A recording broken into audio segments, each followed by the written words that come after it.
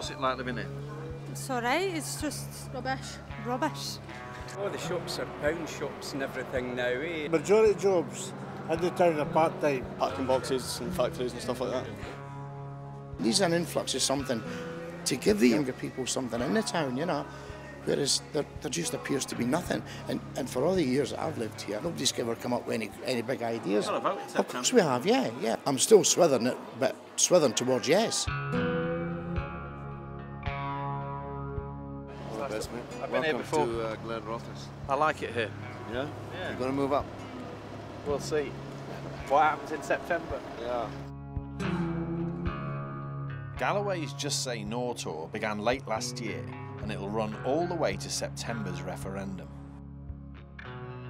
If it hadn't been for the disillusion, mass disillusion, sowed by the New Labour years, the SNP wouldn't have been within a sniff of being in power here. But it is a paradox that I, who was expelled out the Labour Party in my constituency in Glasgow, abolished, might be the man to save their bacon. It's a bit quiet, Ron.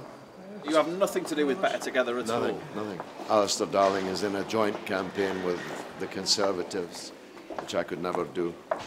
And it's a kind of Union Jack campaign. I'm not against Scottish independence because I love the British state. I don't love either of them. I'm against Scottish independence because I think it's against the interests of working people on both sides of what is not now but would become a border. Are you getting a picture of us? What? The best ever. Can't beat. You coming to the meeting? I am. Yeah. You and me both. What of the idea that if one set of the people on the rough end of what you and I would call neoliberalism has a chance to at least step away from it, right? They should seize it with both hands. And the crude way of putting that in political terms is you vote for independence, no more Tory governments ever. You're not going to get socialism in one country with 5.2 million people, with a Thatcherite neighbour next door. The Scottish government, read the book, they've already declared they're going to cut corporation tax by 3% on companies. And the Tories in England would do the same. And the SNP in Scotland would have to cut more. And thus begins a race to the bottom for working people on both sides of the border. And the problems of neither place will be solved by splitting the country up. They'll be made worse. What hope do you offer within a unionist argument to a place like this? We need a real Labour government on both sides of the border. Not just a Labour government, but a real Labour government. And that's what I'm fighting for. To which someone like me might respond, well, good luck with that. Well, I'm trying my best. Come and join me. They say you play the roughest hall twice in your career, once on the way up and once on the way down. It's good to be back. Is that okay? There's no shortcut to changing the political, economic nature of our society. But not only will it not be a shortcut, it will take us back. No, it's a cliche, but frankly, a bus driver in Bathgate has got more in common with a bus driver in Bradford than either of them do with the guy that owns the bus they're driving, who happens to be Brian Souter, who happens, as the owner of Stagecoach, to be the man bankrolling the independence campaign. Why do you think he's doing that? Because he wants a socialist Scotland? During his 90-minute performance, Galloway roars his contempt for the modern SNP and also peers back through the mists of history to its supposed great betrayal of 1979. Swaying in the non-existent breeze, staggered their way in with Thatcher to the Tory lobby to bring down the Callaghan government. And what was the result? Bathgate no more, Linwood no more, mines no more, steel industry no more. So don't talk to me about Tories. Can you tell me why you're such a staunch Labour? I'm a staunch Labour. Labour were in power for 13 years. Can you tell us what they did for this country? They did absolutely nothing. The national minimum wage not of any interest. Yes, it is. And it was coming... No, you forgot it. The Scottish Parliament you now want to make independent, you wouldn't have if it wasn't for the Labour government introducing it. You gave me that, that's two you gave me, that's two swipes. This is reminding me of that conversation about what did the Romans ever do for us. So I'm grateful. Thank you very much indeed.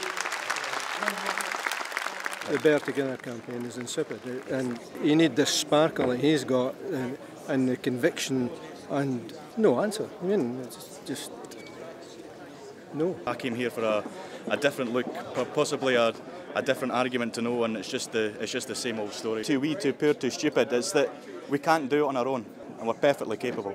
So you're even more likely to vote? Oh, yeah. Every time we have some intelligent debate about this. That's why I started this, because I thought I'm actually going mad listening to this. It's banal. Emotions were telling me to vote no, but I didn't have all the arguments in my head straightened out. What happened to me tonight, the penny just dropped.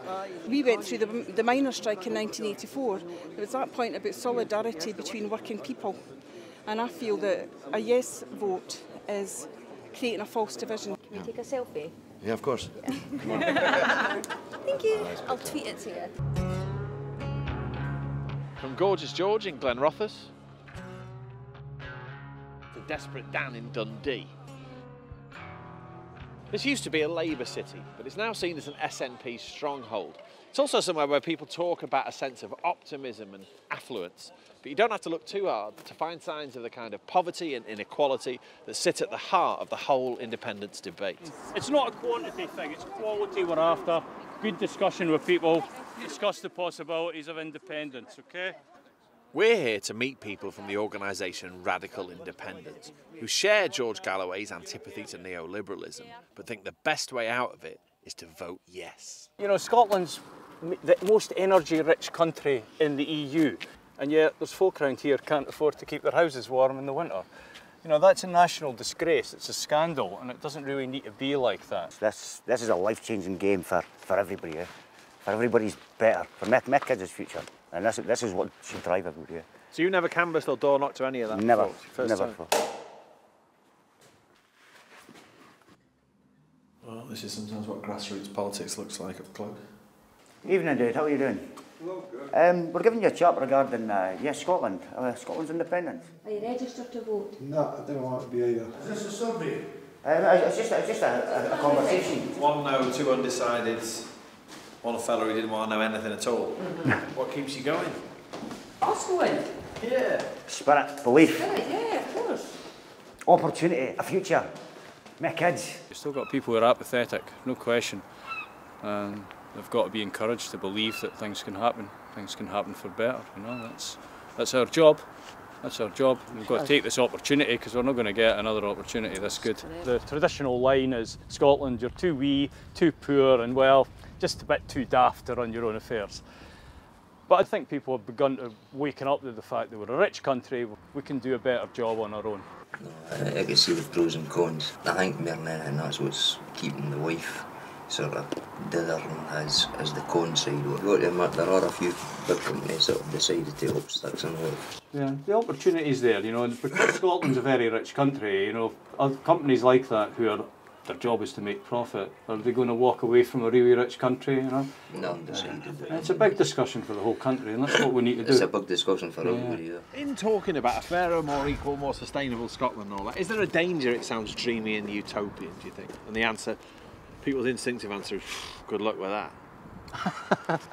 I tend to think that politics has been without vision for too long, and it's just been a question of administering capitalism, I suppose.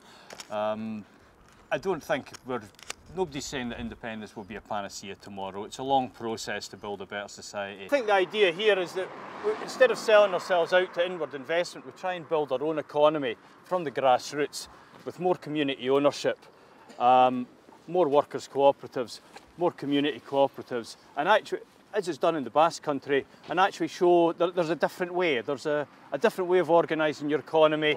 I think if we can do that in a few years, we can show that we've transformed Scotland and the other Scotland that we talk about has become possible. Then maybe people in England will think, well, look at Scotland.